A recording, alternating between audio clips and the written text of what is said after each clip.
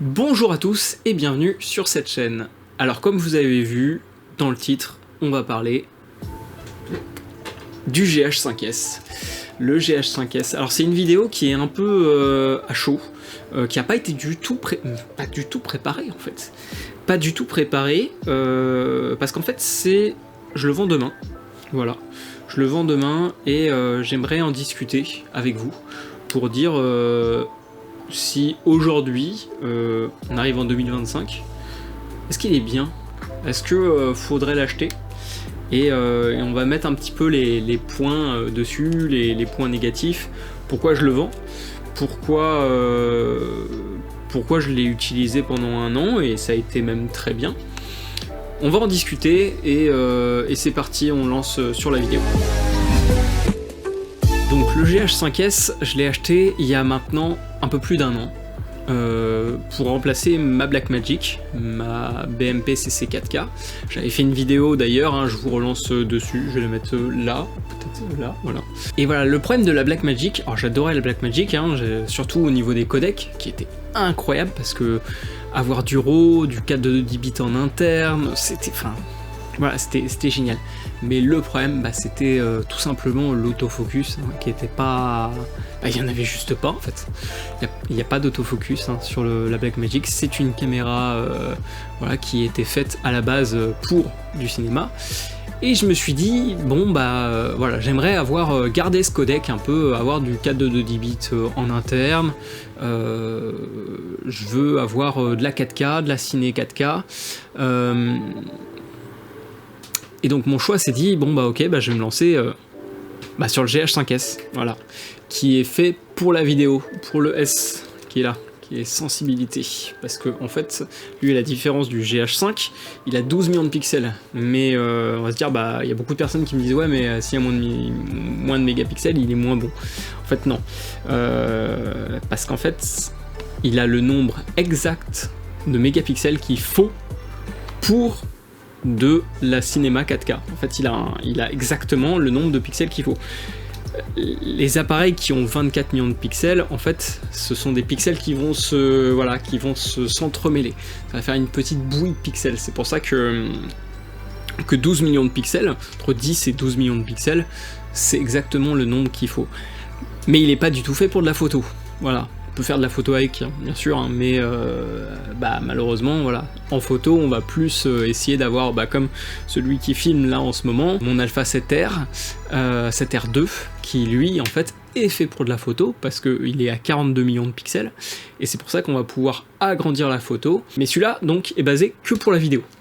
Alors moi, je l'ai adoré, parce que déjà, de 1, très facile à se connecter, sur le téléphone, parce que là j'ai un retour téléphone, très facile à se connecter, super compact. Là j'ai un 12-35 mm qui fait donc en plein format un 24-70. Et déjà les objectifs sont de bonne qualité. Les objectifs Lumix sont toujours de très bonne qualité, même si celui-là n'est pas un Leica, mais c'est une ouverture de 8, c'est un objectif Lumix. Et c'est ça, c'est que c'est de très bons objectifs, c'est compact.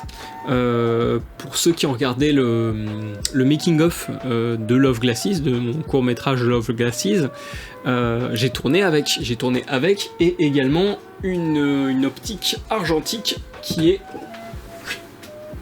Je crois que c'était celle-là, voilà. Non, c'est pas celle-là, mais c'était la même gamme. Donc, j'ai mis dessus une bague d'adaptation pour mettre un objectif argentique. Pourquoi maintenant je vends mon GH5S? Alors ça va reprendre un peu le problème de ma BMP CC 4K. Voilà, le problème c'est que il n'y avait pas d'autofocus sur la BMP CC 4K. Sur le GH5S vous en avez un. Il fonctionne, hein. Il est pas bon, il est vraiment naze. Par exemple pour du mariage, je l'ai utilisé sur du mariage et j'ai mis l'autofocus, ça va.